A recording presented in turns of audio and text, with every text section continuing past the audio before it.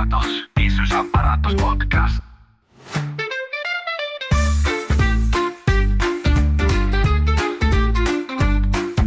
Bienvenidos al 10º episodio de tu podcast favorito. ¿Qué tal estás, Ricardo? De gatos. Pues muy bien, Arturo. Una alegría escucharte y también saber que estamos ya en el aire y nuestros oyentes nos escucharán a nosotros también. Así que un saludo a todos, bienvenidos. Ahí estamos, un episodio más, contando cosas interesantes. Y bueno, pues hoy queremos pensar un poco sobre el tema de la comunicación, ¿no? Es algo que muchas veces damos por sentado, pero es muy curioso que pues para que ahora mismo estemos aquí y pues yo estoy hablando con Ricardo, hay un mínimo común que tenemos que ponernos de acuerdo en el vocabulario, en el idioma, en lo que yo estoy diciendo y Ricardo pues pueda entenderlo, ¿no? Es muy, muy curioso. Sí. De hecho, los grupos se convierten en sociedades y en su conjunto en civilización gracias a esa comunicación y gracias también a dejar un legado de lo que van descubriendo y van compartiendo. Y bueno, van heredándolos conforme pasan las distintas generaciones. Entonces todo eso es comunicación. Yo creo que el sistema de comunicación que se utilice pues es el que al final nos hace personas, ¿no? Pues incluso puede modelar el carácter, puede, ¿no? Pues la personalidad que tenemos pues depende muchas veces, yo creo que en una grandísima medida de la comunicación, del lenguaje que se utilice. ¿Y tú cuál crees que es el mejor de todos? ¿Hay algún lenguaje que está por encima? ¿Cuál es el bueno? Yo creo que hay una mezcla de lenguajes, por lo menos en los humanos, que es el lenguaje emotivo-afectivo, que sería la parte física, y luego el verbal, ¿no? Para los humanos el lenguaje verbal y generar relatos y vender relatos y compartirlo y todo esto, pues hace de ellos una forma de relación y prácticamente de vida, ¿no? Tanto para lo positivo como para lo negativo, como para que nos vendan ilusiones a base de palabras y vivamos en esa irrealidad, que hoy en día es muy común y le suelen llamar fake. Y de los lenguajes verbales, del lenguaje oral, ¿cuál sería así como el más importante o primogenio? ¿Cuál sería el que prevalece por encima de los demás? ¿Cuál sería así el que pues hablaríamos así de forma nativa si no nos enseñaran otro? Bueno, sobre esto hay una historia que no sé si la conocerás, es muy famosa. Bueno, no sabemos si es historia, es leyenda urbana y tiene que ver con el emperador y por 3 veces rey Federico II. ¿Tú la conoces, Arturo? Pues un poco me quiere sonar, cuéntanos. Bueno, pues Federico II, que era conocido como Stupor Mundi, y realmente le conocían con este nombre porque generaba estupefacción entre las personas de su entorno. Era un hombre muy sabio, un investigador nato, además de ejercer su papel de gobernante, y siempre estaba realizando investigaciones. Y entre todas hay una de ellas que trascendió, no se sabe bien si por sus detractores, porque no lo pone en buen lugar. Y entonces, bueno, pues la voy a comentar. Tiene que ver con la comunicación, con lo cual es muy adecuada para el episodio de hoy. Parece ser que este hombre quería conocer cuál era el idioma originario, el que se hablaría en el Edén o el que traían los ángeles a la tierra. Hay que recordar que este hombre era rey de Sicilia, rey de Alemania, era también rey de Jerusalén y emperador del Santo Imperio Germánico Cristiano. Entonces, el planteamiento de este experimento fue aislar en un cuarto, en una habitación, a varios neonatos, niños recién nacidos, y dio la siguiente indicación. Es decir, los niños tenían que ser alimentados e higienizados, es decir, los tenían que limpiar y demás, pero no podían tener ningún tipo de contacto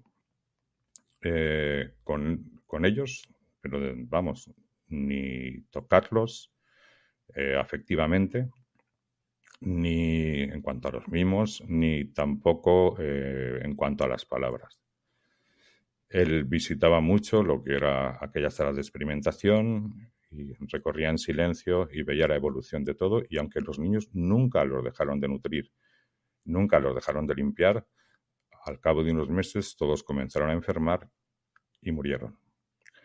Es decir, esto lo que viene a contar es de la importancia de la comunicación en el ser humano. Bueno, comunicación, como decíamos antes, es todo, ¿no? Son las palabras, son los abrazos, son los afectos, y realmente es por lo menos para los humanos, y yo supongo que para la mayor parte de los mamíferos, es el sostén, ¿no? El sostén de la propia vida, este contacto y esta comunicación. Y esto es lo que quería comentar. ¿Qué te parece? Me parece una historia, bueno, interesante y un poco trágica, pero sí, esto demuestra, ¿no?, que la base del ser humano es la comunicación, ¿no? Desde los albores, pues siempre nos hemos comunicado visualmente, por señales de humo, por sonidos con el tam-tam o por el tacto. Bueno, hay muchas formas y muy variadas para podernos comunicar, y para eso hoy tenemos a un invitado con nosotros que nos va a contar y nos va a hablar de todas ellas. Muy buenas, Jonathan.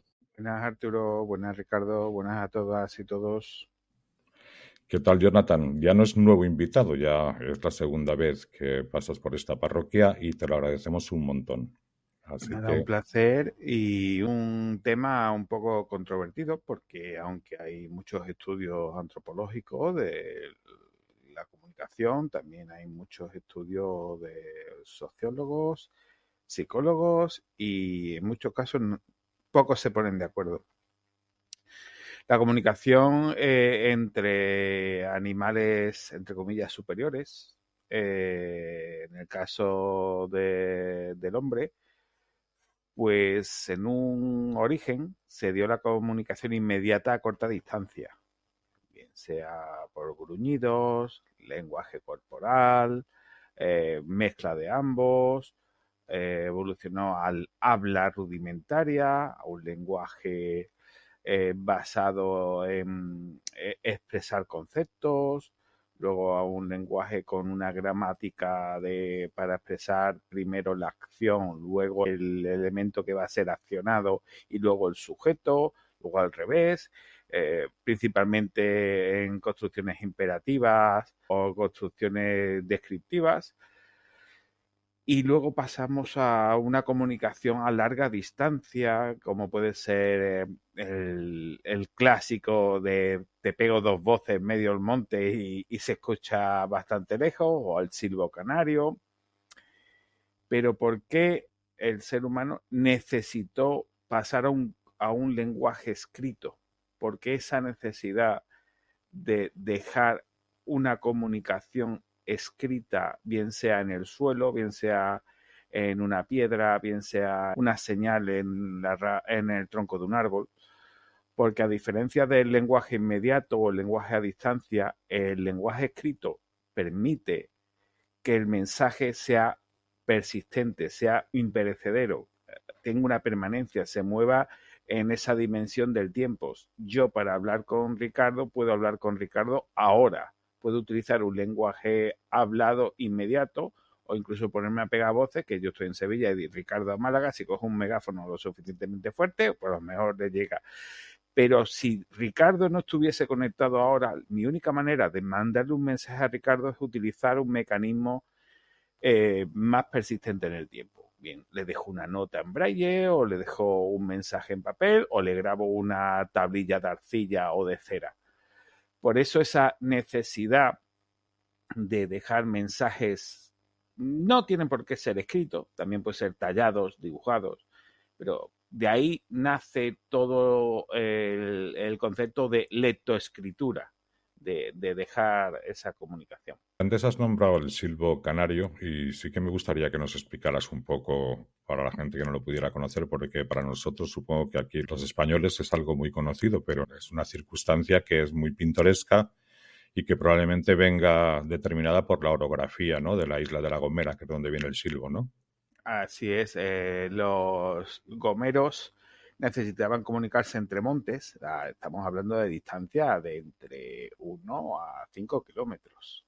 Y para ello, pues, idearon un sistema basado en el mecanismos con el que pastoreaban al ganado, que era mediante silbidos. Y por reducirlo un poco, porque el silbo es un lenguaje bastante rico y ahora desde el 2015 para acá se está promocionando e intentando proteger, porque estuvo a punto de extinguirse por completo y ahora Es pues patrimonio de la humanidad, sí, de hecho. sí. Ujú. Pues se está recuperando poco a poco y consiste principalmente en silbar y imitas las vocales del mensaje que quieres transmitir.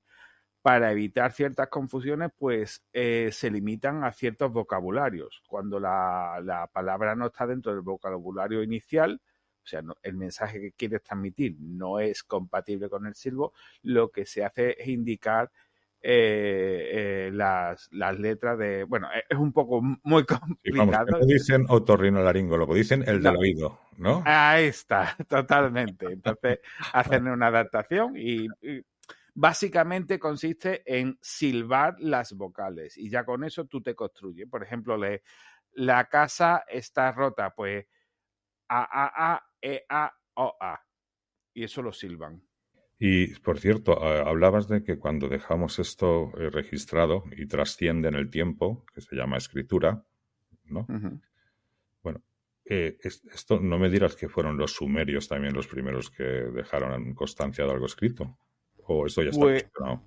pues se pensaba y se ha defendido esa idea de los sumerios fueron los primeros en todo y hay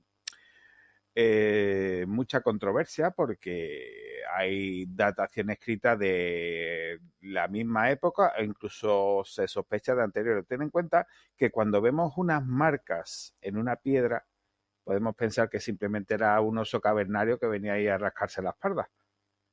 Pero cuando investigando con las herramientas que tenemos ahora, vemos ciertos patrones y cierta tecnología a la hora de definir esas longitudes, dice tú, esto no es un azar.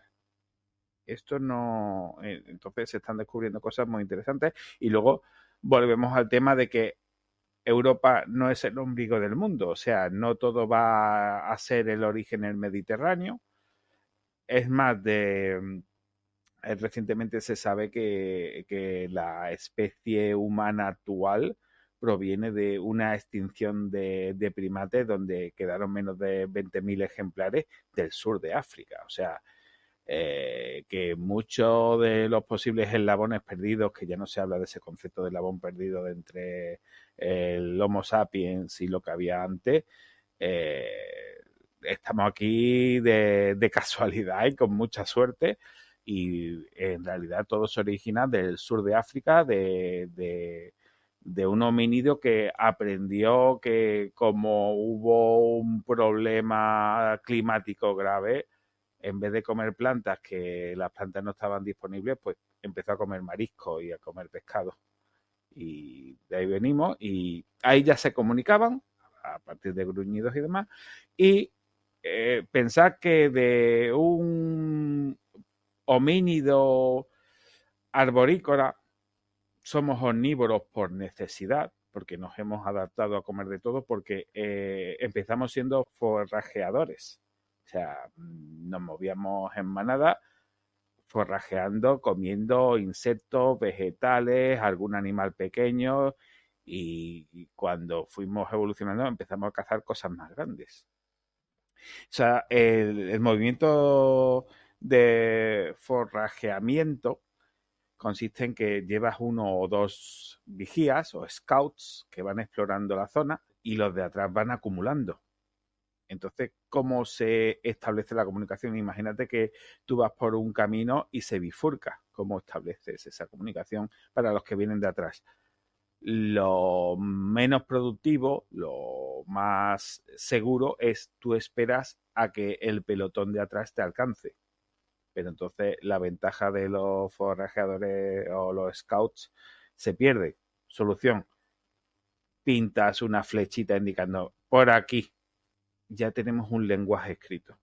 Entonces, de la marca de glifos o señalización de rutas en los procedimientos de forrajeo y caza, pues fue evolucionando el lenguaje, tanto el hablado como el escrito, porque el escrito se va actualizando según la evolución del lenguaje hablado, porque la gente tiene que dejar mensajes cada vez más complejos, porque al principio lo típico de las 3F de alimentar, lo otro y lo otro, vamos a darle ahí. De eso pasamos a tablillas de arcilla, donde se pactan entre comunidades qué quieres decir. Y entonces ahí aparecen 3 formas de transformación, que son los logogramas, que son traducciones de los conceptos que se quieren comunicar en una runa o figura que transmite ese concepto. Por ejemplo, un triángulo isósceles sin la base con un cuadrado transmite la idea de hogar, casa. Un círculo con una línea diagonal transmite el concepto de grupo cerrado, que actualmente es un 0, pero bueno, ya los árabes cambiaron muchas cosas. Un símbolo de una flecha hacia abajo es el aquí, el artículo de lugar. Entonces son conceptos que misteriosamente coinciden en las runas nórdicas, las runas mesopotámicas, las runas precolombinas. Son figuras que aparecen en todos los sitios. ¿Runas son piedras pintadas con símbolos? No, son los símbolos que se pintan. Vale. Lo que pasa que las piedras era, junto con la arcilla, el medio donde dejarlo. ¿Qué pasa? ¿Por qué no nos han quedado apenas tablillas? Porque la arcilla es muy perecedera, la piedra dura más. Correcto. Y una cuestión, Jonathan, un glifo, aparte de que en Asia puede ser el instrumento canilla que lo abres y sale agua, ¿qué es exactamente? Que lo has nombrado antes. Un glifo es un conjunto de runas que transmiten un concepto más complejo. Transmiten un mensaje más completo. ¿Vale? Entonces, el glifo, por ejemplo, los hay pentagonales, los hay en espiral, los hay lineales. Cuando es lineal puede ser tanto en vertical como en horizontal, que a partir de la escritura de glifos tenemos las escrituras de por qué escribimos de izquierda a derecha o de arriba a abajo como en lenguas asiáticas o de derecha a izquierda como en lenguas nordafricanas. Pues, ¿Y el soporte de los glifos qué suele ser? Dependiendo de si querías mantener un mensaje mucho tiempo o poco tiempo. Por ejemplo, si querías decir yo he ido para la derecha porque he visto un mamut de 4 toneladas y parecía que estaba herido, pues ahí pones 4 o 5 glifos, pero eso a los 3 días va a desaparecer. Pero si quieres poner aquí se vende el mejor estofado de mamut alrededor de todo este bosque, pues coges una tabla y lo pintas con sangre seca de los bichos que sea. También con la evolución de los logogramas pasamos a la necesidad de pactar que mi concepto de glifo o de runa de mañana va a llover o a 5 días de camino de aquí hay un rebaño de ñúes. A lo mejor la comunidad de al lado no compartía ese concepto, ese logograma de significado. Entonces, evoluciona a que si ambos utilicemos el mismo lenguaje hablado, pero no tenemos la misma escritura, cambiamos de los logogramas, de escribir o dibujar conceptos, a escribir lo que hablamos. Entonces ahí tenemos los alfabetos, que es escribir cada sonido que pronunciamos, o escribir las sílabas que pronunciamos, que son los silabarios. Están los alfabetos, que es escribir todas las consonantes y vocales que pronunciamos o las que podemos pronunciar, ya que hay lenguajes donde se emiten sonidos que no son producidos por la musculatura de la lengua y de los labios, por ejemplo, chasquidos que se producen en ciertos dialectos centroafricanos o también de sudamericano, de carácter indígena. Entonces, ahí los alfabetos no son apropiados, entonces se utilizan silabarios. Porque no es lo mismo el ak del haj, del ka. Entonces, pues, esas diferencias, si pronuncias árabe, por ejemplo, el árabe clásico, el farsi, tiene algunas pronunciaciones que son guturales. Ujú. Entonces, ahí el árabe actualmente utiliza un alfabeto, pero para el farsi sí hay un silabario. Volviendo al tema de los escritos, de las tablillas de arcilla donde dejábamos, por ejemplo, contratos de yo te doy 30 vacas y tú me das 50 corderos y 2 vírgenes, pues empezaron a escribir en maderas, en construcciones y demás, y ahí empezó la publicidad. Se sabe que uno de los escritos más antiguos del que tenemos constancia y se conserva era un cartel publicitario del antiguo Egipto, de antes de los grandes faraones. Se conserva, después de traducirlo, de un señor, no me acuerdo si vendía telas o vendía ánforas de vino, pero se tiene ahí, o sea, se utilizaba el lenguaje escrito para hacer publicidad. ¿Por qué? Porque el lenguaje estaba pactado y todas las comunidades de alrededor escribían de la misma manera. Podíamos hablar un poquito diferente, pero a la hora de escribir sí se mantenía ese pacto de compartir el significado. Serían jeroglíficos, ¿no? Para lo Sí. que utilizaban los egipcios. Sí, sí, un alfabeto. Ujú. Porque lo que se escribía es cómo se pronunciaba, pero la forma de escribir cada alfabeto, pues, por ejemplo, el que tenemos nosotros es una evolución del alfabeto griego que pasó al romano y en la Europa occidental, Estados Unidos y Latinoamérica, principalmente se utiliza un alfabeto latino. Si te vas a Europa del Este, Rusia y gran parte de los países que acaban en stan, pues utilizan un alfabeto cirílico. Casi todas las lenguas que se hablan en Europa y en la India occidental, Oriente Medio y Oriente Próximo, vienen del indoeuropeo.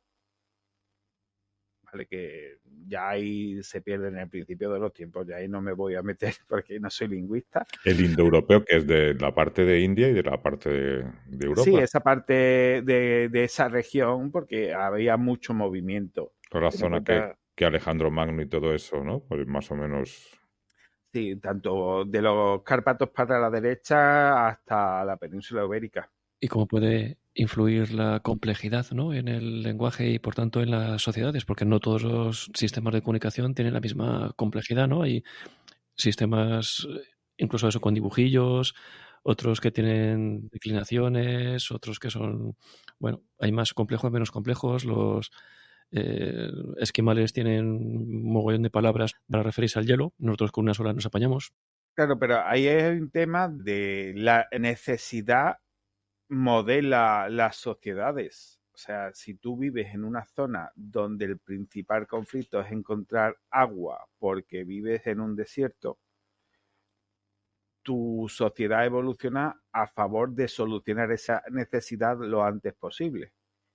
Tanto el almacenaje como la localización y la extracción de agua.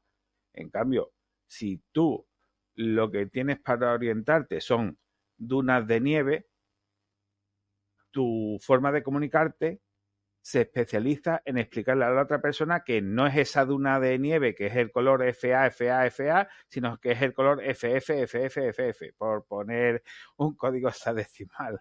Porque, volviendo al tema de los esquimales, tienen, creo que son 20 palabras para el color blanco, para definir matices de blanco. Entonces, el entorno, la evolución de esa sociedad, la forma de convivir y de comerciar, por ejemplo, si tu sociedad se ha especializado no en comerciar pacíficamente, sino en una sociedad de conquistadores o de esclavizadores, pues es más probable que tengan más vocabulario relacionado con la guerra que con el comercio.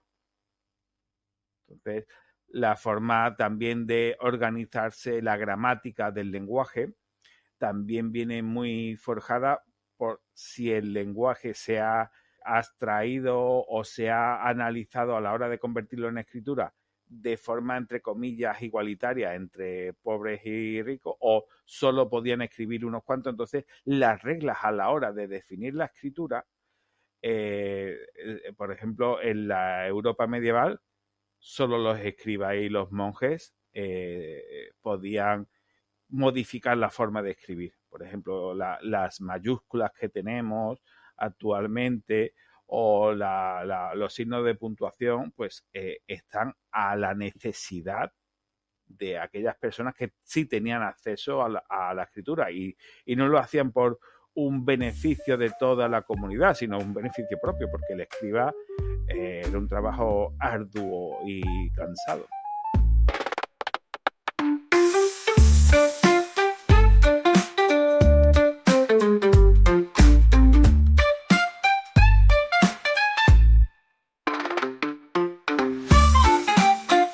Se puede decir que un sistema de comunicación no es el reflejo de lo más o menos avanzada que está una sociedad.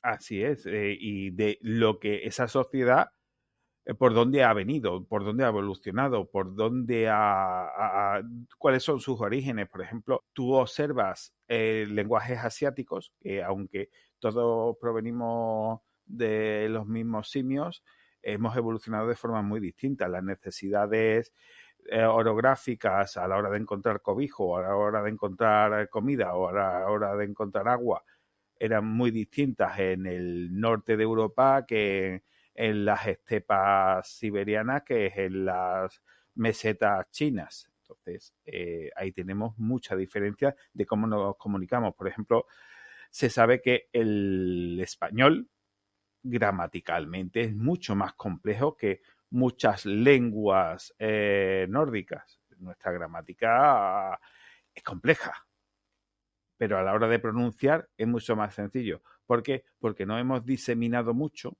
Entonces, ese pacto, ese contrato social para comunicarte con otras personas nos ha forzado a que escribimos tal como pronunciamos. En cambio, tú te vas a una lengua como el anglo o el celta y tú escribes building y pronuncias building. Entonces, ahí hay una separación entre lo que hablas y lo que escribes. ¿Por qué? Porque ahí hubo más control y más separación de lo que hablaba la gente en la calle que lo que se escribía. Ahí se puede hablar mucho de historia y de evolución de sociedades y no tiene mucho que ver con el lenguaje escrito. Incluso hay lenguajes o sistemas de comunicación propios de las personas con discapacidad. Pues de la necesidad surge la solución. La necesidad de comunicarse entre personas, en muchos casos se crean barreras porque el lenguaje hablado no deja fuera a personas ciegas o personas con problemas de motricidad, pero sí deja fuera, en principio, a personas sordas, porque carecen de acceso a esa comunicación sonora. En el caso del lenguaje escrito, pues las personas ciegas quedan fuera porque el canal de comunicación es la visión. Pero también deja fuera a las personas que no tenían capacidad motriz porque no podían tallar, no podían mover la caña o la pluma para dejar el mensaje.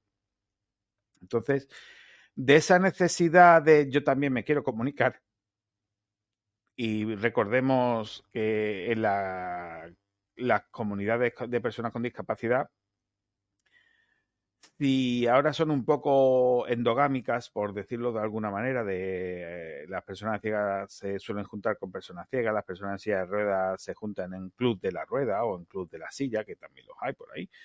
Entonces, de ahí surgen soluciones para comunicarse entre ellos. En el caso de personas sordas está la lengua de signos, que ya es un idioma reconocido y protegido en muchos países. Lo que pasa que el sistema de lengua de signos que hablan, por ejemplo, en España, no es el mismo español que hablan en algunos países de Latinoamérica.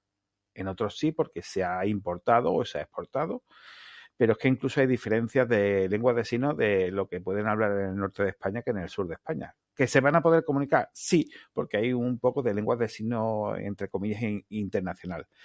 El sistema de lengua de signos es un sistema de comunicación muy interesante porque mezcla lo que serían logogramas con alfabeto, porque tú tienes signos para transmitir conceptos y también tienes signos para transmitir letras.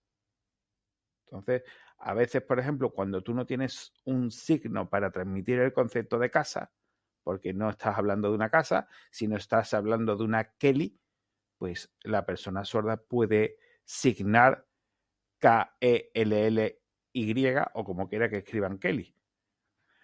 Entonces, tiene esa flexibilidad a la hora de comunicarse. ¿Qué pasa? Que también hay personas sordas que pueden leer los labios. Entonces, para los idiomas hablados donde esté claramente marcado y tenga especial presencia la vocalización, como ocurre con el español, o ocurre con el francés.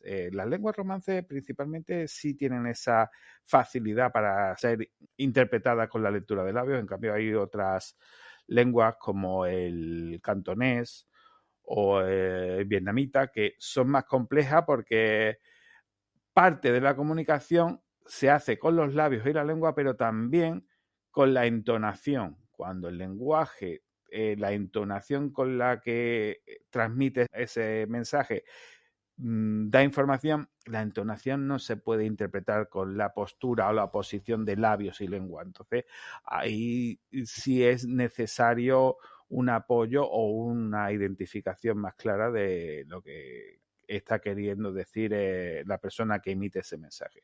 Entonces, la persona que lee los labios, pues no puede recibir todos los matices de lo que se está hablando. Tenemos los ciegos, que no solo del braille vive el ciego. Teníamos la escritura en relieve, pero había muchos tipos de relieve. Principalmente tenemos mucha información del siglo XVII en adelante. Parece ser que antes los ciegos no escribían. O no hay mucha datación de lo que había antes, o se perdió, o la Edad Oscura no nos dejó mucho espacio, pero principalmente... No memorizaban, ¿no? Y cantaban sus pliegos de cordel, ¿no? Era más bien romanzas y romances memorizados y por transmisión vocal, como la mayoría de la transmisión que había. Los juglares, ¿no? Había juglares ciegos. Sí. Claro, Sí. pero entonces no había un lenguaje escrito adaptado a la necesidad de las personas ciegas. No. Fue ya en el siglo XVII donde empiezan gracias con la imprenta, y a partir del invento de la imprenta empiezan a derivarse otras tecnologías para hacer sobrerrelieves de pequeño tamaño, porque los sobrerrelieves de gran tamaño, por ejemplo, tallar con un escoplo o un cincel, pues no era lo apropiado. Un sobrerrelieve se identifica mejor que un bajo relieve. Recordemos, sobrerrelieve es que sobresale hacia arriba. Imaginemos una loseta o azulejo y tenemos algo que tiene un volumen hacia afuera. Eso es un sobrerrelieve. Si el azulejo está perforado, eso es un bajo relieve. Uh-huh. ¿Vale? Pues el sobrerrelieve siempre se identifica mejor al tacto y facilita una lectura de mayor calidad y mayor velocidad. Pues había varios tipos de escrituras en relieve, algunas basadas en tejer o dar forma, como el que escribe con un hilo grueso de metal candente, o algún tipo de material que se solidificaba con el tiempo. Y pero eso imitando la grafía o las formas de las letras, alfabetos, los visuales, ¿no? Sí. Y aquello no Había facilidad para entender algunas mayúsculas, pero las minúsculas que suelen encadenarse unas con otras para transmitir el concepto de que todas esas letras forman una palabra, pues ahí había complicaciones. Y entonces se fueron explorando distintos mecanismos de hacer ese sobrerrelieve, porque sí se vio claro que lo ideal es un sobrerrelieve para que la persona ciega pueda entender que se ha escrito ahí. Estaba el sistema de Valentin Hauy, que un francés ya del siglo XVIII, que utilizaba en lugar de un hilo para hacer el sobrerelieve, utilizaba un sistema de punteado, de elevaciones del papel. Es como una semiperforación, ¿no? Que no acaba, pero que punteas por detrás, ¿no? Y Claro entonces que sobresale por levantabas detrás. un poco, lo que pasa que no era con una aguja fina, sino era con una especie de elevación. Bueno, pues el sistema de Valentin Hauy nos daba unos sobrerrelieves no muy definidos y entonces se transmitía información, pero costaba mucho trabajo entender qué se quería decir, y seguíamos intentando dibujar letras de tinta en relieve. Y entonces ocupaba mucho espacio. Entonces evolucionó al sistema de escritura de púas de Johann Wilhelm Klein. Y este alemán lo que hacía era utilizar unas pequeñas agujas en un formato similar a los cajetines de la impresora de Gutenberg, que perforaba parcialmente el papel grueso por detrás y hacía un sobrerrelieve del trazo de una letra, pero con un grosor mínimo y bastante identificable con el tacto. Ahí vieron que en lugar de hacer un sobrerrelieve continuo, utilizar perforaciones que transmitiesen la forma de la letra. Ahí por ejemplo, en lugar de poner los puntos muy cercanos para transmitir esa curva de una O, separándolos más, en lugar, una O, por ejemplo, con 6, 8 puntos con la forma de un círculo, era suficiente para que el ciego viese la forma circular. Entonces ahí se exploró mucho más del sistema de escritura de púas. E incluso tenemos un español de Pedro Llorens de un sistema de relieve continuo que era con las elevaciones por púas, pero más cercanos, para que no hubiera demasiado espacio interpunto de separación. Y la sonografía de Charles Barbier, que se utilizó inicialmente para la comunicación escrita de militares en la noche, Louis Braille lo tomó para crear su sistema de lectoescritura Braille y se basó en un cajetín de 6 puntos, 3 en vertical, 2 en horizontal, una matriz que con 64 combinaciones y utilizando prefijos, sufijos, una regla de escritura bastante sencillas en principio, pues tenemos sistemas para escribir matemáticas, para escribir música, química, física, y es el que tuvo más éxito. Y viene a dar una realidad, que es que la solución hecha por una persona ciega es la más satisfactoria para el resto de ciegos, porque el resto de sistemas de lectoescritura adaptados a ciegos, en la mayoría de casos, eran por gente no ciega, que sí que tenía contacto con personas ciegas, pero no tenía esa necesidad imperiosa de comunicarse. Entonces, pues, es un claro ejemplo de que muchas de las soluciones de accesibilidad más satisfactorias vienen originadas por personas que necesitan esa solución. A mí en este caso siempre me llamó mucho la atención la importancia que tiene el sentido en el que percibimos las cosas. Lógicamente, la morfología de una letra, la grafía que se conoce, esa forma, ¿no?, que ha trascendido y que está en todos los alfabetos, tiene un impacto visual que nos hace reconocerla nada más la vemos. Lógicamente, ese recorrido, hacerlo por el tacto, de forma áptica, es decir, hacer ese mismo recorrido que en la visión es un impacto, pues para tocarlo tienes que hacer todo el recorrido de la línea que forma la letra. Entonces, la solución de Braille me parece genial por eso, porque lógicamente era el sentido del tacto lo que se comprometía. La yema del dedo la que tenía que ser estimulada para percibir lo que es la letra en sí. Y lógicamente es algo con vértice, algo agudo, algo con punta pero redondeado, lo que va a generar en esa yema del dedo, ¿no?, una impresión que te va a transmitir una forma, que luego ya en tu cerebro será una imagen, pero a priori esa es la forma más eficiente. Y tampoco hay que olvidar el desplazamiento horizontal, que en el caso nuestro es de izquierda a derecha, que no reconocemos los 6 puntos Braille a la vez al poner el dedo encima de la celda Braille, sino que hacemos una lectura lateral y vamos reconociendo y montando el cajetín Braille en nuestra mente. Claro, y la simplicidad, porque también visualmente los caracteres no siempre son iguales. Una A mayúscula, las hay de muchos tipos, formas, tamaños, colores.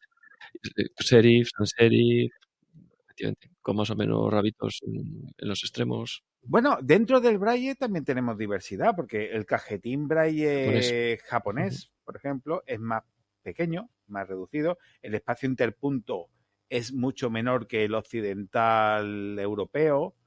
Dentro de los Estados Unidos de Norteamérica, en Canadá, tienen 2 tipos de cajetines. El estándar europeo que tenemos aquí es el que usan también ellos, pero también tienen un cajetín un poco más grande con el punto más gordo, que es el que se utiliza para la impresión industrial. Por ejemplo, los botes de refresco o algunos medicamentos o algunas cajas que vienen con un Braille que no respetan el estándar de cajetín Braille, es un poquito más grande, un poquito más grueso, porque también el moldear ese punto con esa precisión de tamaño pequeño del cajetín oficial es muy costoso. Entonces, ¿qué se hace? Se pone un poco más burdo, más grueso y abaratas costes. No necesitas tanta precisión en el moldeado del contenedor. Pero es por esos motivos, no es porque haya un Braille serif o sans serif o helvética o cosas de estas. Esto es monoespacial. Claro, pero es lo que te digo, que por ejemplo en el mandarín utiliza 2 cajetines Braille porque son logogramas. O sea, tú con 64 combinaciones no puedes transmitir un concepto. Entonces ellos utilizan 2 cajetines que son 64 por 64 posibilidades. Entonces transmites ahí el logograma. Vamos a ver, la cursiva, Esos son la negrita. prefijos. Sí, exactamente. Esto sí visualmente tienen su sentido y te están indicando que es. Porque que enfatizas, claro. ¿Y en Braille cómo lo haces? Pues utilizas prefijos de entrada y salida para delimitar el espacio en que está en cursiva. Igual que tenemos signos de puntuación de apertura y cierre, de afirmación o de interrogación, en Braille tenemos símbolos para indicar el comienzo y finalización de una bastardilla, Correcto, de una inclinada, de una enfatización, de un entrecomillado. Incluso en matemáticas tenemos paréntesis, llaves, corchetes y sobrecorchetes. En programación. Ahí en programación no utilizamos un cajetín principalmente de 6, sino de 8. Es lo que llamamos Braille computerizado, porque al ser 8 puntos que podemos quitar y poner, tenemos 256 posibilidades que coinciden misteriosamente con el alfabeto ASCII. Entonces, es muy fácil tener un solo símbolo para todos los caracteres ASCII, que no ANSI.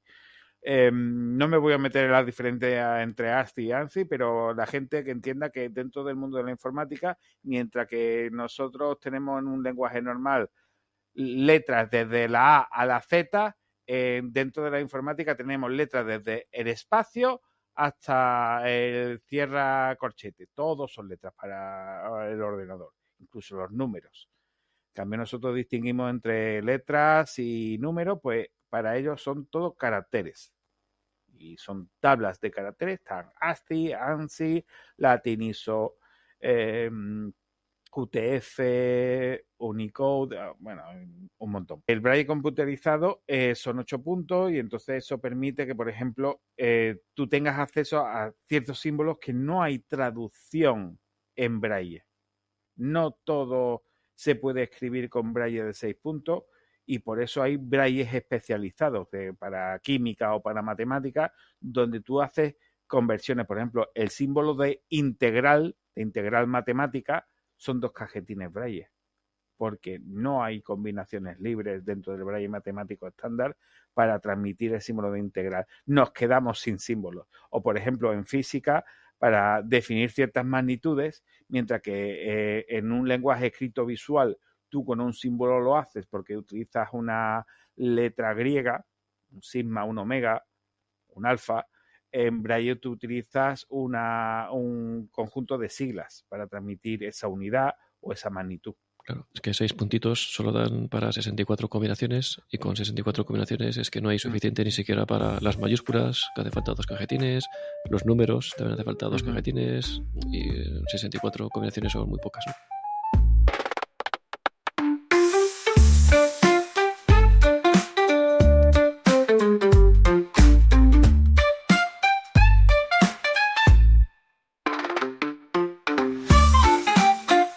También hay otras versiones, otras adaptaciones, por ejemplo, para sordociegos. Que los sordociegos también leen braille, pero a la hora de comunicarse no pueden escuchar lo que se habla. Entonces, hay una adaptación de la lengua de signos que es para personas sordociegas, que se llama dactilológico. Lenguaje dactilológico, que es en la palma de la mano, tú vas forzando formas con tus dedos y con el dorso de tu mano para transmitir letras o conceptos. Es parecido a la lengua de signos de la persona sorda, que puede transmitir letras o conceptos, pues eso mismo, pero en la palma de la mano. Aunque yo he visto personas sordas que se lo hacían en el brazo o en la espalda y también lo leían. O sea, ya eso es nivel experto. Sí, en la espalda también, en cualquier parte del cuerpo se puede interpretar. Esto, lógicamente, es porque al no ver al interlocutor también sordo haciendo los gestos, necesitan el contacto físico con las manos. Este sistema dactilológico, que es muy interesante el que se haya desarrollado y, vamos, yo he tenido la ocasión y fortuna de conocer a mucha gente con sordoceguera y he estado en eventos donde han participado en distintos tipos de actividades y verlos comunicarse es una pasada. Es decir, es una situación, además, a mí me reconcilia con la humanidad, ¿no? Porque el intentar ya buscar la comunicación ante la dificultad por encima de todo es magnífico y creedme que, vamos, que la comunicación era fluida, normal, sí. Con su humor, sus risas y bueno, genial. Yo reconozco que mi dactilológico lo tengo muy oxidado porque hace muchos años ya que no participo en eventos y congresos con personas sordociegas, aunque conozco a varios, pero sí hay de reconocer su paciencia infinita cuando tú querías hablarle y tu dactilológico era muy lento. Yo he llegado a contar el chiste de Batman y la monja y nos hemos reído todo, pero un chiste que hablando lo cuentas en 20 segundos, yo estuve como 2 minutos ahí con el dactilológico y bien. Yo aprendí a decir hola y entonces yo supongo que me dirían, mira, el tonto Lola, ¿no? Porque siempre decía hola. Era así como ponías los dedos como una escuadra, ¿no? El índice y el pulgar, ¿no? Luego hacías como un círculo para la O, ¿no? Era la H, que era hacer una especie de L con el pulgar y el índice. La O, que era cerrar el pulgar con el índice en círculo, quitando el resto de dedos. La E haciendo una especie de puño separando las falanges un poco para dejar parte de la palma libre y la L pues era con el dorso de la parte del meñique, como el que va a cortar algo con la mano haciendo karate. Sí, señor, está muy bien, muy ilustrativo. Así era, pues el tonto de Lola hacía exactamente eso. Cuando alguien decía hola y no decía nada más, decían, anda, mira, Ricardo. Mira, yo recuerdo que a mí me tenían, como trabajaba también, ellos eran usuarios, ¿no?, del sitio donde yo estaba trabajando en aquel momento, para identificarme a mí. Cuando hablaban de mí entre ellos, cogían un trozo de mechón de pelo de la parte de atrás, ¿sabes? Ujú. Y lo agitaban. Y ese era mi nombre en clave. Claro, Sí, es sí. que ahí tenemos un tema de lo que se llama la subjetividad de la comunicación. O sea, mientras que todas las personas tenemos un nombre oficial pactado, que en algunas culturas el nombre real nunca se daba, eso solo lo sabía tu padre, tu madre y tú por temas de superchería, de cultura religiosa o temas de supersticiones.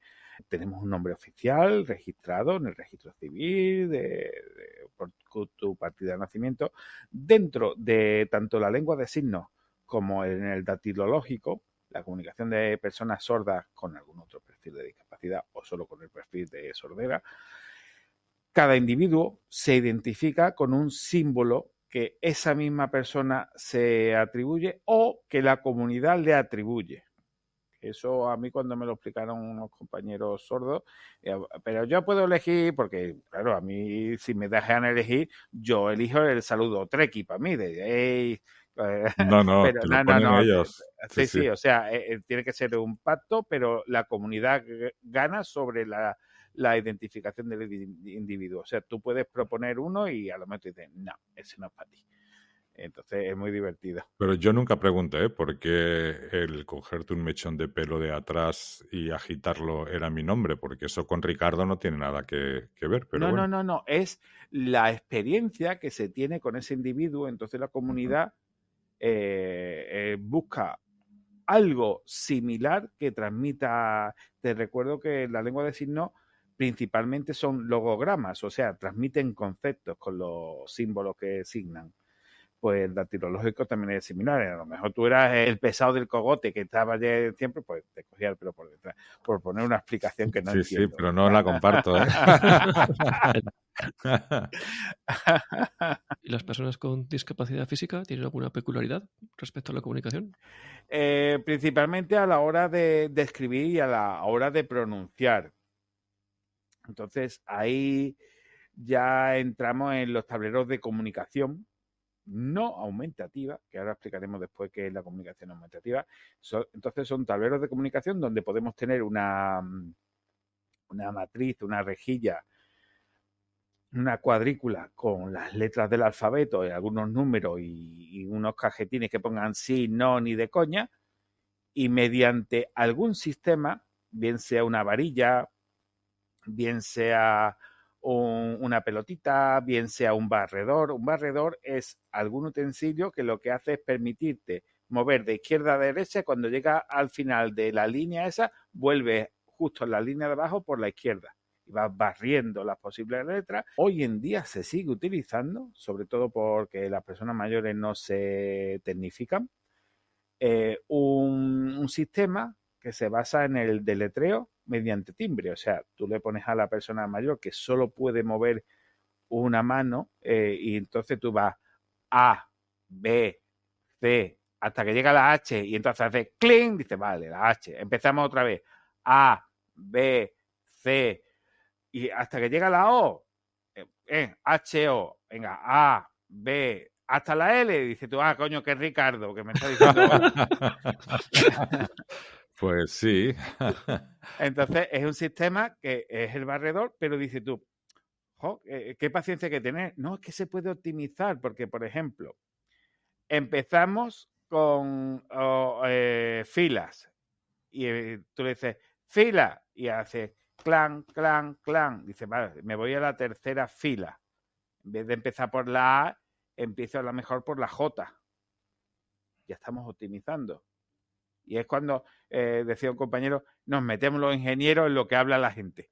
Ahí ya empezamos a optimizar la comunicación y de ahí empieza la tecnología que, por ejemplo, tenemos sistemas de tableros de comunicación basados en el movimiento de los ojos, en el movimiento de partes móviles que tenga el cuerpo. Por ejemplo, Stephen Hawking solo tenía en las últimas etapas de su vida movimiento en un párpado y en la mejilla y en parte de un dedo anular.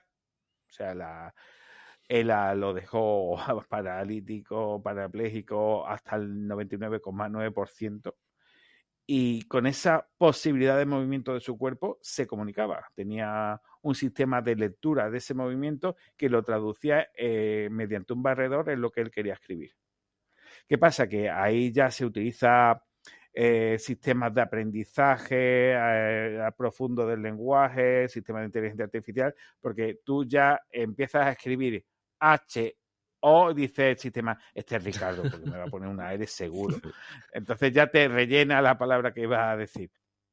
Normalmente cuando se utiliza un sistema de barredor no se utilizan los espacios o no se ponen signos de puntuación para transmitir el mensaje de la forma más apropiada, porque suelen ser personas que tienen problemas para moverse. Encima le va a obligar a poner la forma más espacio. económica, que no malgasten. Sí. Claro. Y eso para las personas con problemas de movilidad o motricidad. ¿Y personas con problemas cognitivos? Ahí ya entramos en los tableros de comunicación aumentativos, que cambiamos las letras por glifos, por pictogramas, que un pictograma es un dibujito que transmite un concepto. Por ejemplo, tú pones un dibujito de un cubo de la basura, pues eso tiene muchos significados. Pero si yo le pregunto a Ricardo, oye Ricardo, ¿qué opinas sobre un guiso de cucaracha con chimichurri? Ricardo puede señalar al pictograma del cubo de la basura y sabemos su opinión al respecto. Se puede interpretar de esa manera. Entonces, la comunicación aumentativa no usa letras, no usa caracteres, sino que usa conceptos. Volvemos al tema de los logogramas. Con eso, una persona con trastorno autista de espectro 2 o espectro 1, bueno, el espectro 1 puede utilizar el lenguaje habitual, que no me gusta decirlo del lenguaje normal. Ya espectro 2 y quizás alguno de nivel 3 de autismo, tableros de comunicación aumentativa, también personas con problemas prolocutivos, que también entran dentro de la discapacidad cognitiva. Esto es más interesante porque dentro del acto de comunicarse con otra persona, vosotros ahora mismo estáis callados porque yo estoy hablando. Es una regla tácita social de mientras uno habla, los otros lo escuchan, y solo si tú necesitas rectificar o aportar o cambiar el comunicado, interrumpes. Es algo evidente, ¿no? Es un mínimo de educación que todos hemos aprendido. Pues hay personas que no pueden interpretar esas reglas sociales, bien porque es algún tipo de Asperger profundo, trastorno autista o TDAH, entonces tienen problemas prolocutivos, tienen problemas para relacionarse socialmente en una comunicación fluida. Bien, no identifican esas reglas de comunicación o bien no las pueden interpretar, o sea, la conocen, pero no saben cuándo pueden hablar. Entonces, necesitas una comunicación más selectiva de, oye, Ricardo, ¿qué opinas de todo lo que le estoy contando a Arturo? O sea, te estoy implicando directamente en la conversación. Entonces, la persona que tiene problemas prolocutivos sabe que es su turno de hablar en cuanto yo me calle. Curiosamente, estabas comentando esto y recordaba el tema de la dislexia, que no se le ha hecho mucho caso, por lo menos en la época en la que yo estudiaba. Ahora sí, ahora empieza a tener su importancia. Y bueno, para los que no lo sepan, son personas, o somos personas, yo cuando veía, porque yo soy disléxico, ¿no? Entonces, son las típicas personas que aparentemente muchos conceptos escritos no acaban de asimilarlos. Es decir, porque... Y en cambio, todo lo que les he locutado, todo lo que escuchan, oyen, por ejemplo, el profesor en clase, todo lo retienen. Entonces, antes no se sabía muy bien por qué ocurría exactamente esto y ya se sabe que es así. De hecho, hay adaptaciones para personas disléxicas que estaban teniendo algún tipo de retraso dentro de su currículum. Sí. ¿No? Pues bueno, sí, comentándolo tú, Jonathan. Sí, pues se utilizan ciertos tipos de fuentes de letras, por ejemplo, las serifas son útiles. El principal problema dentro de la dislexia, que esto es un cajón muy grande, hablamos de dislexia, pero en realidad hay distintos tipos, por reducirlo un poco, es que cuando tú visualmente pintas ciertas letras que tienen una asimetría, no son simétricas como puede ser la A y la V, que tienen una simetría horizontal. O sea, tú giras la A horizontalmente y se dibuja de izquierda a derecha, se dibuja igual que de derecha a izquierda, lo mismo que la V o la M, pero verticalmente no. Por ejemplo, hay letras que se pueden confundir. Por ejemplo, tú una E mayúscula la giras horizontalmente y se convierte en un 3. O una C la giras 90 grados y se convierte en una N. O si la giras 90 grados para el otro lado, es una U. Entonces, digamos que mentalmente a la persona disléxica las letras le bailan de esto que es una U, una C o una N. Entonces, el mensaje escrito, el acto de leer es algo que desde pequeñito nos cuesta mucho trabajo y de tanto ejercitarlo llega a crear unos enlaces en nuestro cerebro que ya lo hacemos de forma automatizada siendo adultos. ¿Qué pasa? Que la persona disléxica conoce tanto la palabra una como uva como ula, pero en su cerebro dice, no sé qué estoy leyendo. O sea, hay una desconexión y ese desgaste mental, porque es un sobreesfuerzo, provoca esa falta de atención, ese fracaso educativo, también que los sistemas pedagógicos de hace 20, 30 años eran muy particulares. Claro. Todo el sistema educativo que tenemos actualmente es una herencia de una adaptación curricular educativa de todo el mundo occidental a la necesidad de la revolución industrial. Necesitamos peones especialistas en poner un tornillo. Entonces, el sistema educativo se basa en algo que se pueda evaluar de forma rápida. Todos los niños tienen que aprender lo mismo memorizando y si no cumples con los requisitos de aprendizaje, tu examen no supera un 5 de 10, es que no vales, eres tonto o tienes un retraso. Entonces, fracasas educativamente y seguimos con esa herencia.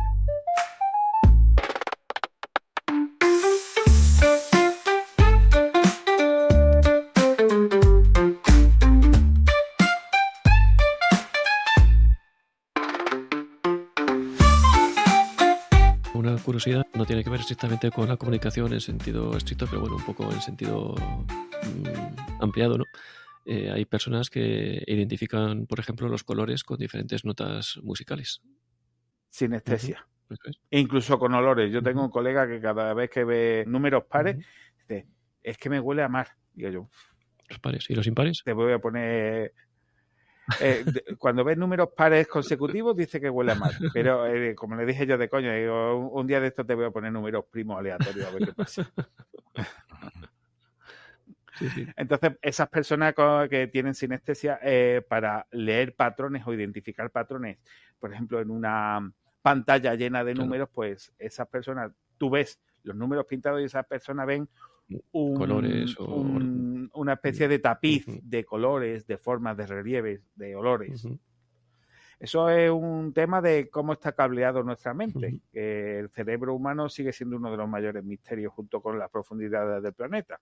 ¿Qué hacemos con las personas que no ven y necesitan comunicación aumentativa? Porque lo mismo que hay personas sordociegas o personas ciegas, también hay personas ciegas con otros perfiles de discapacidad cognitiva o incluso, por desgracia, conozco a personas sordociegas de carácter congénito, o sea, nacen con sordoceguera y por esa incapacidad de acceso a su entorno, a comunicarse con su entorno, adquieren una discapacidad cognitiva. O sea, no tienen vocabulario, no tienen capacidad, porque si una persona nace sordociega, que no tiene concepto de comunicación, ¿cómo le enseñas a hablar? Gracias a investigaciones de personas sordociegas congénitas, se han hecho muchos avances de cómo fueron los lenguajes de comunicación iniciales de la humanidad.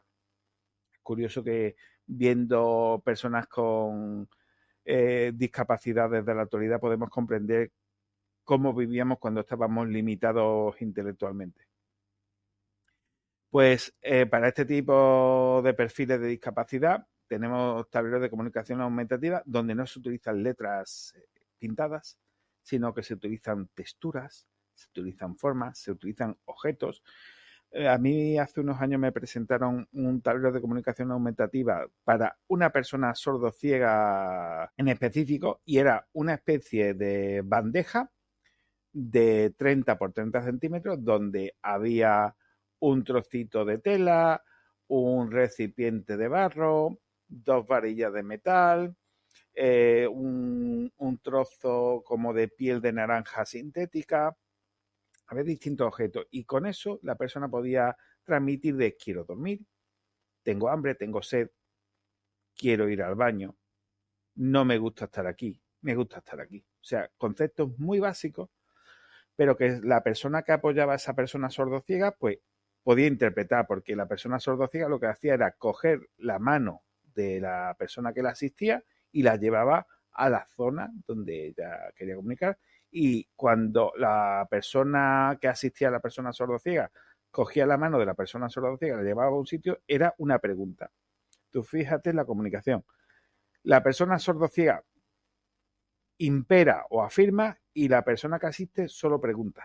Eso es lo que veo difícil de todo esto, y lo bueno, muy complejo, probablemente por mi propia ignorancia.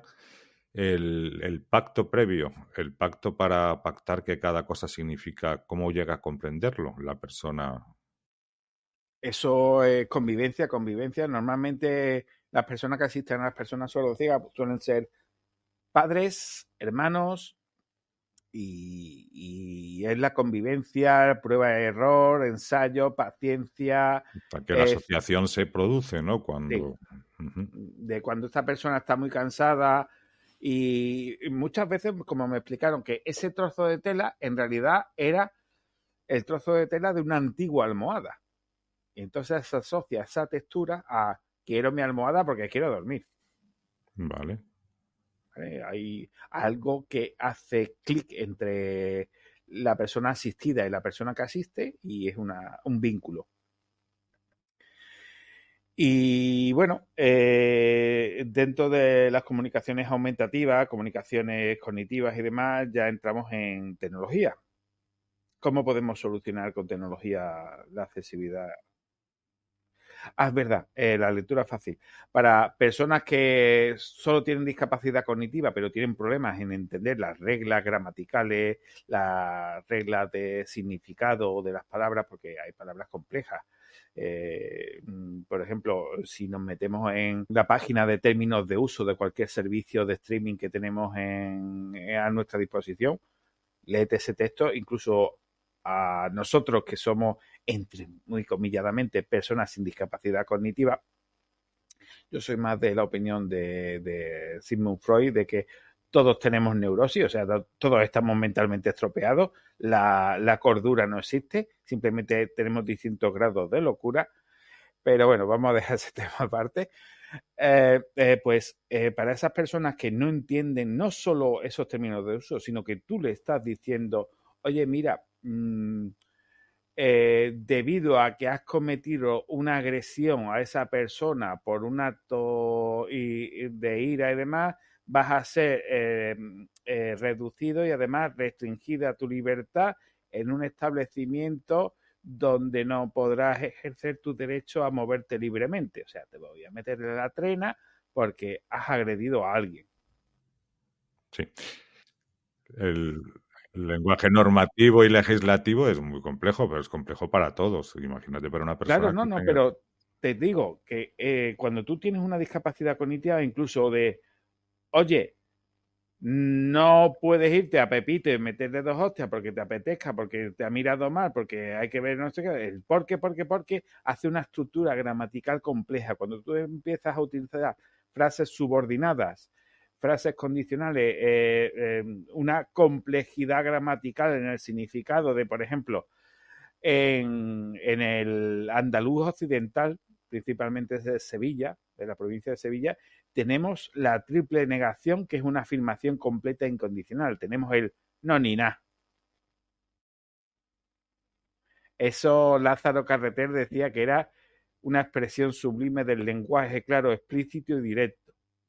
Cuando tú le quieres decir a la persona de no tienes razón, yo tengo la absoluta realidad, es no ni nada. Así es.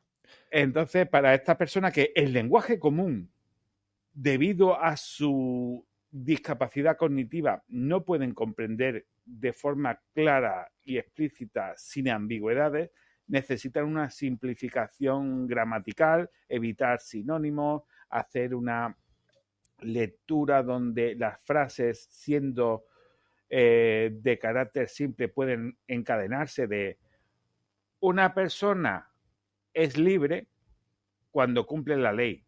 No cumples la ley cuando haces un acto delictivo. Un acto delictivo es un delito.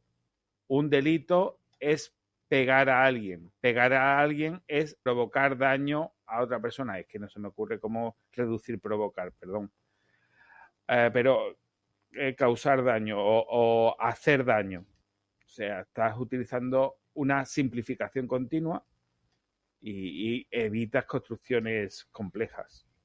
Y eso, por ejemplo, precisamente el día que grabamos este podcast, la European Disability Forum, que es un organismo del gobierno de la Unión Europea que representa a las personas con discapacidad, y la Unión Europea, dentro de su normativa 301 del marco legal que entra en vigor en julio del 2025, en principio solo se iba a apoyar en accesibilidad digital la normativa de WCAG, de WCAG 2.1, 2.2, pero han hecho un pequeño guiño de, oye, no nos olvidemos de la lectura fácil, porque en el 2040 vamos a tener más del 35% de la población con más de 65 años o con discapacidad. Y la gente no está entendiendo en absoluto mensajes que consideramos de uso común y se están perdiendo en el lenguaje.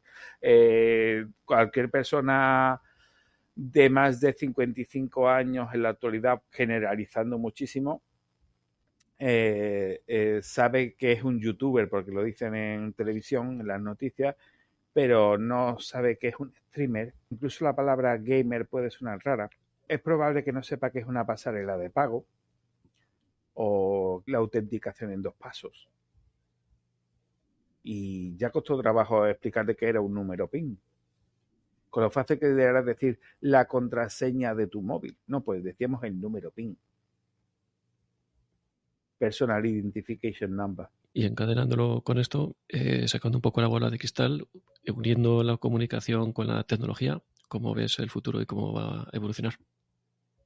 Comunicación cerebro-máquina es el objetivo final. O sea, en cuanto podamos comunicarlo con un cerebro humano sano mediante una máquina, personas con trastornos de la comunicación pueden tener una ayuda, porque lo que va a hacer la tecnología es traducir. O sea, una persona con problemas prolocutivos va a tener una especie de pepito grullo tecnológico de habla ahora.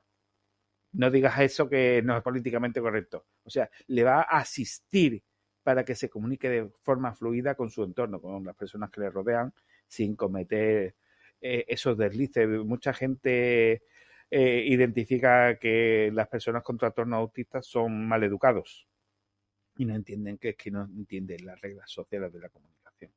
No es que sean maleducados, es que no pueden ser educados en un concepto, en un conjunto de criterios que no son naturales. Recordemos Son que, convención, sí. sí, recordemos que todas las reglas sociales actuales no son reales, o sea, son pactos en los que coincidimos y apostamos por ello. Por ejemplo, no existen los derechos humanos, es una invención de la sociedad moderna. ¿Vale? Ahí nos podemos meter en temas de filosofía, pero vamos a dejarlo. Bueno, y antes de la comunicación hombre-máquina, pues estamos teniendo comunicación aumentativa en tiempo real asistida gracias a la tecnología. Esos traductores en tiempo real de que entre una persona japonesa y una persona española ponemos en medio un teléfono móvil que escucha a los dos y va traduciendo en tiempo real lo que dice uno al otro y lo que dice el otro al uno. Eso ya lo tenemos hoy en día y eso abre muchas vías de mejora. Luego tenemos la comunicación de traducir lo visual a lo auditivo, como pueden hacer gafas con cámara, pueden hacer teléfonos móviles con cámara, mediante la inteligencia artificial hace esa interpretación del contenido visual, lo traduce al lenguaje escrito, que ese lenguaje escrito se traduce al lenguaje hablado. Fíjate cuántas traducciones estamos haciendo ahí, simplemente para que el ciego sepa que lo que está viendo es un anuncio de que se hay rebajada al 30%. La lengua de signos también se puede. Sí, la lengua de signos es uno de los primeros requerimientos que se utilizaron con la red de neuronales de interpretación visual, porque, como decía un compañero que estaba en uno de esos proyectos, ahí los dos sordos se ponen a hablar y tú no te enteras, y los investigadores, por desgracia, somos muy cotillas. Entonces, es una forma de ayudar a esa comunicación, es la parte humana, digamos, de bondad de la persona en lengua de signos va a hablar como le es más cómodo, más fluido, y yo voy a tener con una gafa un subtítulo de lo que me está diciendo, que yo luego le hablo y esa persona en lengua de signos puede leer un avatar, una representación sintética de una persona que está asignándole. Que eso luego hay una controversia porque muchas personas sordas que utilizan en lengua de signos no les gustan los avatares digitales porque dicen que no transmiten gran parte de la información emotiva o enfática del lenguaje, que yo no entiendo, pero también ellos tienen que entender que estamos en los primeros pasitos de esta tecnología, de la sintetización del lenguaje corporal. Es como la voz sintetizada. Claro, en los años 80 teníamos una síntesis que daban pena, y ahora tenemos voces que es muy complicado distinguir de una voz humana real. Entonces, pues es lo mismo, que hay que tener paciencia. La tecnología avanza, pero quizás no avanza lo rápido que nos gustaría a todos. Los programas estos software para jugar a fútbol, el FIFA, que es muy conocido, bueno, hay otros también, ¿no? De Shocker. Inicialmente eran como, bueno, con unos movimientos toscos y realmente poco creíbles. Yo no lo he llegado ya a ver lo que hay ahora, pero por lo que me comentan mis sobrinos, prácticamente los movimientos de los jugadores son cuasi humanos, ¿no? Es decir, esto mismo, es decir, que transmiten sensaciones, es decir, en el control de la jugada y todo esto. Lo comento por el tema de la lengua de signos, que es visual también, ¿no? Es decir, de estar hoy por hoy transmitiendo simplemente el signo como casi un pictograma o un estático, ¿sabes? A hacer algo con sentimiento y después de lo que estamos escuchando en la creación musical por inteligencia artificial, ¿no? Con Sunoai, Udio y todo esto, que llega un momento que alucinas viendo como de algo que aparentemente no existía, has hecho una creación que hasta en algún momento transmite. Claro, sí, pero yo a lo que me refiero es que gran parte de la comunidad de hablantes de lengua de signos se niegan a colaborar con esos proyectos de avatares digitales. Entonces, ahí estamos teniendo el problema de, señores, tenemos que pasar una época pasándolo mal para llegar a ese punto de perfección. Y bueno, ahí hay otros temas también de falta de comunicación, colaboración con otros perfiles de la discapacidad, pero bueno, en todos los lugares cuecen habas, como suelen decir. Pero toda la gente con discapacidad y sin discapacidad tiene resistencia ante la nueva tecnología que viene, y nosotros mismos, las personas ciegas, cuando surgió el Optacon, que era, bueno, ahora si quieres lo comentas, Jonathan, pues no todo el mundo pasó por ese aro. Había gente que sí que lo utilizaba y se convirtieron en verdaderos maestros del uso de este dispositivo, que fue de los primeros electrónicos, ¿no? Que tuvieron las personas ciegas como alternativa al braille, alternativa entre comillas, ¿eh? Y hubo un gran número, por no decir la mayoría, que nunca ni tan siquiera tuvo conocimiento de lo que era el Optacon porque no tenía ningún interés. Ahí está el tema de la necesidad agudiza el ingenio, pero bueno, por explicar, el Optacon era un sistema de replicación en relieve de figuras digitales, o sea, los caracteres que se veían en una pantalla o las líneas y demás, a través de una superficie flexible, vibrante, una malla que vibraba, se transmitían formas y las personas ciegas con el dedito ahí, moviendo una cámara, pues podían interpretar las figuras que aparecían en una pantalla. Lo estoy simplificando muchísimo porque Yo no he vivido la época de Octacon, yo me afilié en 1995, entonces ya ahí había líneas Braille de la gente de Baum y de Humanware, también había síntesis de voz con el con el chip de Philips que llevaba el Braille hablado, el Braille Speak. Entonces, sí he utilizado Octacon, me costó muchísimo porque se suponía que ahí había una A, pero entre la vibración y la falta de resolución, y yo he visto, y a mí me costaba trabajo. La sensación era en el dedo, Sí. normalmente índice, era como unas cosquillitas, como si con una Sí, sí. pluma, una plumilla te hicieran una electricidad, ¿no? En Sí. el dedo, esa Una sensación. vibración controlada, sí. Controlada, sí, sí. Y era para mí era muy complejo. Yo supongo que esto, como en todo, cuando se produce el momento ese de la automatización, que ya no estás pendiente de mira qué gracia las cosquillicas, ¿no? Que cómo están, y ya verdaderamente te transmite la imagen, pues se convierte en algo útil, pero era muy poca gente la que llegaba a ese punto de excelencia, ¿no? De uso avanzado, ¿no? Claro, ahí es el tema de necesidad. La persona que lo necesitaba se implicaba y echaba horas, y la persona que lo tomaba como curiosidad o tenía otra alternativa, y ahí, por ejemplo, el Braille, cuando aparecen las líneas Braille, fíjate que muchos de estos sistemas alternativos de ver las cosas en relieve tienden a desutilizarse o abandonarse. El Tacón muere porque aparecen las líneas Braille y aparece la síntesis de voz. ¿Qué son las líneas Braille? Una línea Braille es un dispositivo que permite mover unos segmentos de algún material formando cajetines Braille. Tú coordinas esos movimientos dentro de una matriz de celdas Braille y vas formando mensajes. Entonces puedes transmitir un mensaje escrito en una pantalla en una línea de 20, 40, 60, 80 o 120 caracteres. Correcto. Todo esto conectado a sistemas digitales como anotadores, PCs, ¿no? Sí, teléfonos móviles, porque ahí tenemos líneas Braille con conexión inalámbrica, bien sea Bluetooth, también por cable. Tenemos líneas Braille desde comienzos de los 80. Por tenemos hasta teclados Braille virtuales en los teléfonos, ¿no?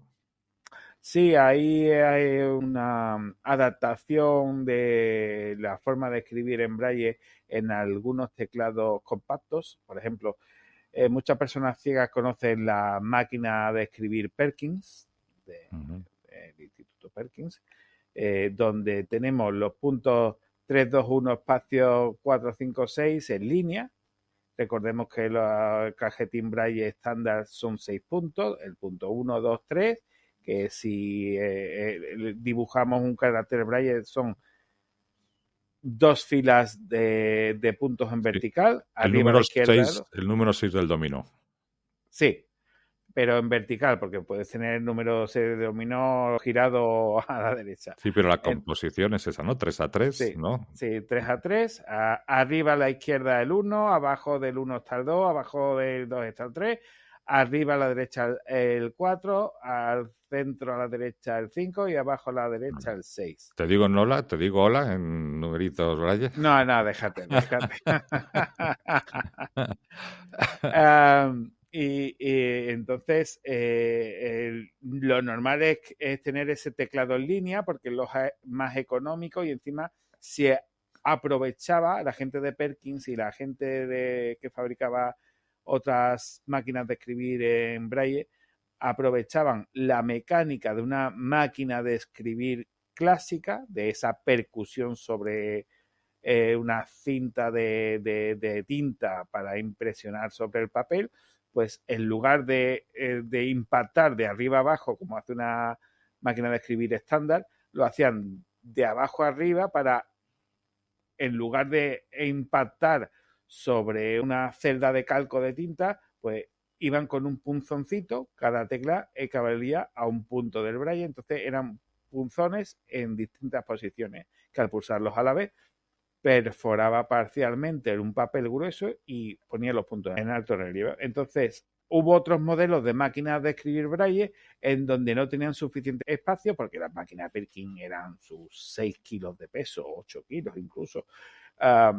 y eran bastante anchas, entonces las hicieron más compactas, no tienen tanto espacio, entonces empezaron a aprovechar distintos ángulos para formar teclados más compactos, donde doblando tú un poco las muñecas terminabas escribiendo, y de tanto doblar pones una celda braille en vertical y con 3 dedos de cada mano puedes pulsar, formar un carácter braille en la pantalla táctil de un móvil, y ahí tenemos un teclado en pantalla. Tocas como un acordeonista, ¿no? Mucha gente Ahí, toca. exactamente. Sujeta con las palmas de las manos los cantos cortos del teléfono, te lo pones al pecho con la pantalla mirando hacia adelante y empiezas a teclear. ¿Y la velocidad? Muy bien, gracias. Yo escribo bastante rápido, pero sí es cierto que no es una habilidad común en usuarios ciegos de teléfonos con pantalla táctil. O sea, es algo relativamente nuevo. Eso está disponible, si no recuerdo más, desde el 2016, 2017, puede ser. iOS 14, iOS 15.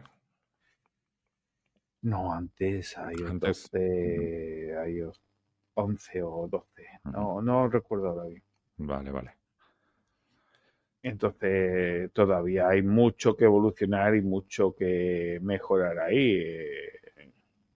Verás, hemos pasado de escribir en braille con un punzón sobre una regleta de guía para las líneas a pasar por las máquinas Perkin, líneas braille y por ejemplo, lo más chulo es escribir braille en el aire, que es como escribir en una pantalla táctil, pero lo único que hace es fijar la posición de las muñecas y mueve los dedos. Y eso con sistema de interpretación visual y con módulos expertos de inteligencia artificial interpretan tu movimiento de los dedos como las pulsaciones de una máquina Perkins. Y eso es tecnología futura. Pues yo creo que hemos dado un repaso bastante amplio. Yo creo que todos los sistemas de lectoescritura existentes. Si os parece, hacemos un resumen muy rápido y vamos terminando. Pues resumen rápido. Del gruñido a recibir pensamientos de una máquina. Eso es la evolución que hemos llevado. Sí. Y la necesidad de comunicarnos. Somos bichos sociales con cada vez menos pelo. Nos tenemos que comunicar. Establecemos reglas de comunicación y como siempre que se establecen reglas y canales y se establecen formas de relacionarse, siempre hay alguna persona que se queda fuera, bien por su incapacidad o bien sea por la incapacidad de los demás de intentar amoldarse a las necesidades de una minoría. Así es. Y no hemos hablado de todos, ¿eh? Que hay gente que se comunica con los abanicos, ¿verdad? Aparte de los locomía, es un lenguaje. Y con las flores, con ramos de flores también. Sí, también es cierto. Y con banderas, y con luces, y con Morse. Sí. Y no nos olvidemos del silbo canario y los gritos en el monte. Exactamente.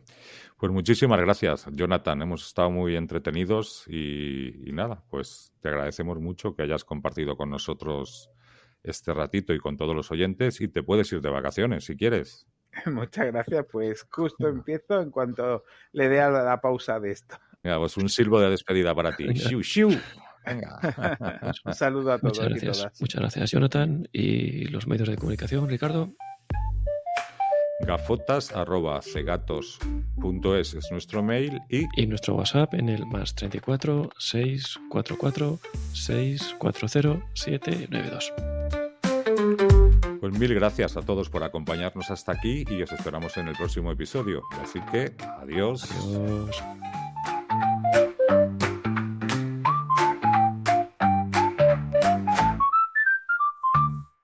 Gafotas de gatos y sus aparatos podcast. Gafotas de gatos y sus aparatos podcast.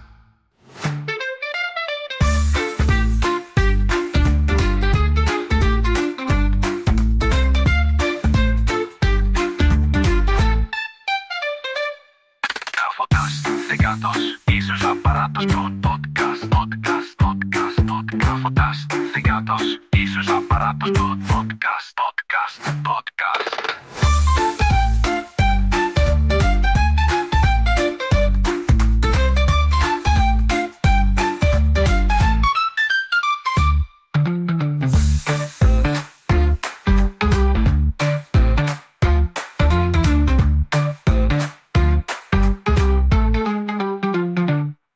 Gafotas de gatos y sus aparatos.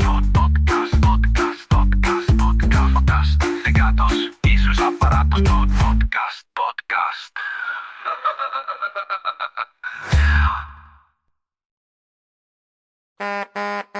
Hombre, pues para esto hubo un experimento, bueno, no se sabe si es leyenda urbana o experimento, no sé si tú lo conocerás, es muy famoso y creo que, bueno, está relacionado con el emperador, bueno, y Trireinato, ¿no? Ujú.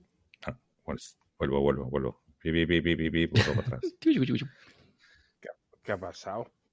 Nada, que he dicho Trireinato. Que salió, ¿no? nada. Y era, Un sí, momentito. De me ya, había hecho pi. estoy grabando.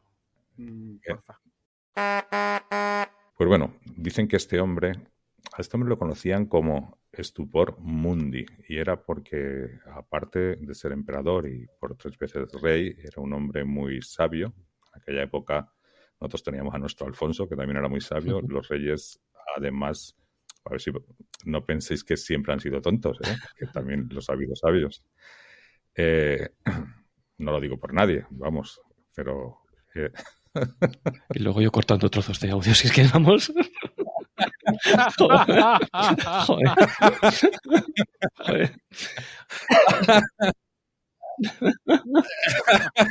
Ay, Ay, Dios. Bueno, pues Federico II era conocido como Stupor Mundi. Y estupor era porque dejaba estupefacta a toda la gente cuando veía el... esto va a dar Coño, Ricardo. para un especial de tomas falsas hoy, ¿eh? Ay, Dios. Ay, me descojono. Va a dar por un especial de tomas falsas hoy. Hostia, perdona, Arturo, porque te voy a hacer trabajar. Pero no, voy. Me voy No, al tirón, pero este lo vas a editar tú. es tan malo en mí cuando me entro de Por risa. cierto, antes de que termine el teatrillo de la entrada, recordad que me tenéis que presentar, Sí, ¿eh? sí. Porque yo estoy aquí esperando. Nos liamos, No, nos venimos disculpa. arriba y terminamos y chimpún. Es nuestro momento de gloria, si luego somos intrascendentes, simplemente acompañamos al cortejo y al carruaje, ¿sabes? Vale, Si Ricardo se despide en un momento, pues tú Bueno. nos das las gracias y ya está.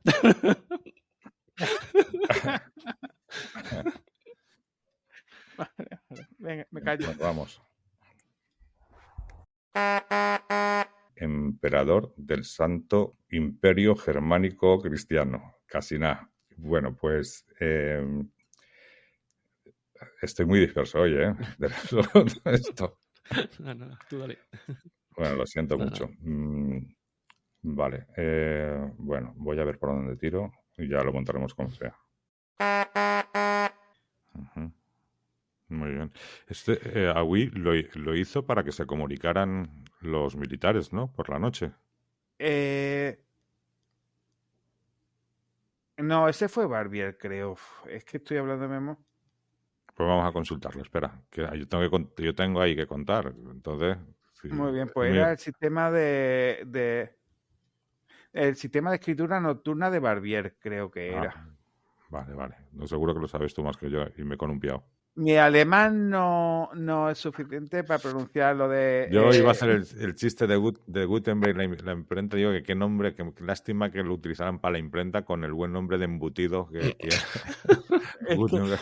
Es que en serio digo yo, ¿cómo se pronuncia esto? Gutenberg. Stasselfries. ¿Lo habéis encontrado? ¿Eso? ¿Era Barbiero o el otro pavo? Stasselfries. Sí, el que te he dicho yo, sí. ¿Sí? Vale. El de Barbier.